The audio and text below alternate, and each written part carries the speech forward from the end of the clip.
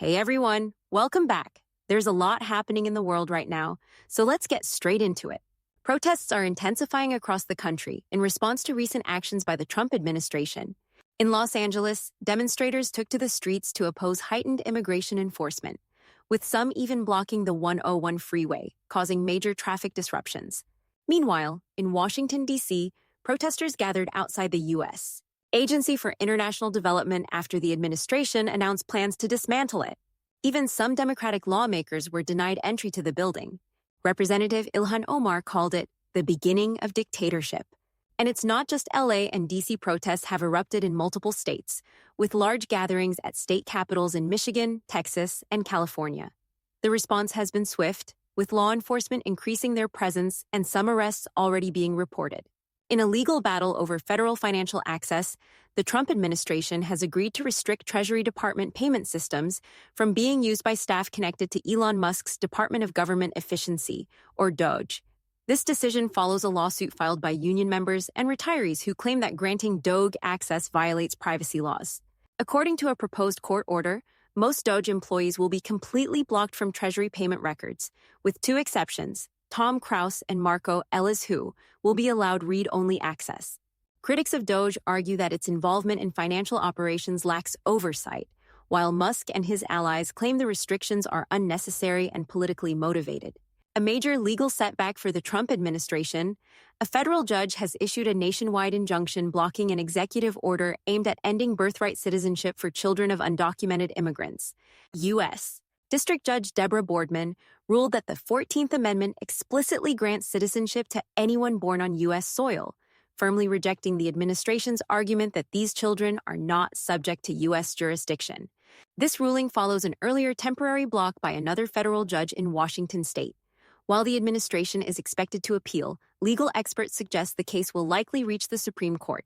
Trump has announced that the U.S. will officially withdraw from the UN Human Rights Council and will not reinstate funding for the UN Relief and Works Agency for Palestine Refugees, or UNRWA. The U.S. had already left the Human Rights Council last year, and funding to UNRWA was suspended following Israeli accusations that some of its staff had ties to Hamas.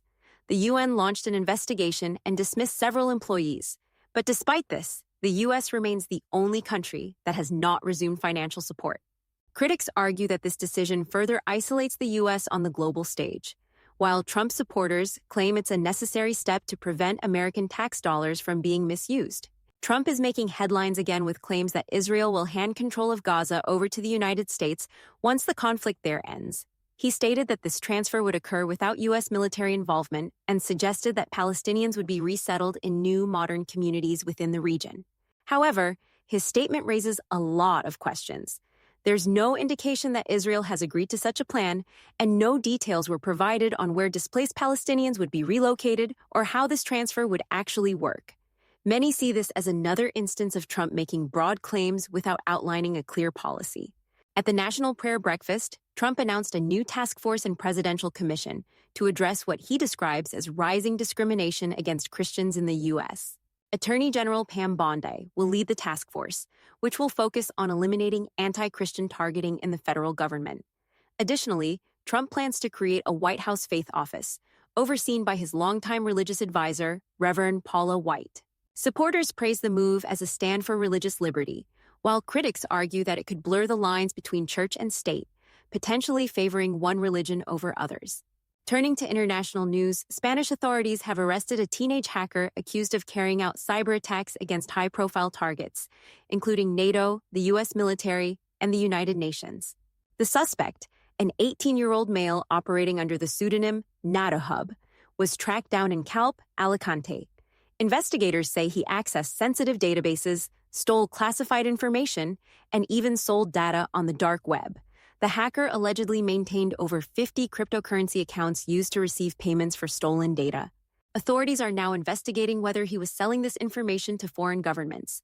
More updates are expected as the case develops. The Department of Justice has filed a lawsuit against Illinois, Chicago, and Cook County, claiming that their sanctuary policies obstruct federal immigration enforcement. Illinois' Trust Act and Chicago's Welcoming City Ordinance limit cooperation with federal immigration authorities, prohibiting law enforcement from detaining individuals based on immigration status alone. Supporters argue that these policies improve community trust and prevent racial profiling. Opponents, including the DOJ, claim they allow dangerous individuals to remain in the U.S. Governor J.B. Pritzker responded, saying Illinois will defend its laws, adding that Trump's policies are making it harder to protect public safety. This lawsuit is likely to intensify the ongoing battle over immigration policy as the administration continues its crackdown. That's all for today's update. Let me know your thoughts in the comments. Do you think these policies will hold up, or will we see more legal battles ahead? As always, thanks for tuning in. Be sure to subscribe for more updates, and I'll catch you next time.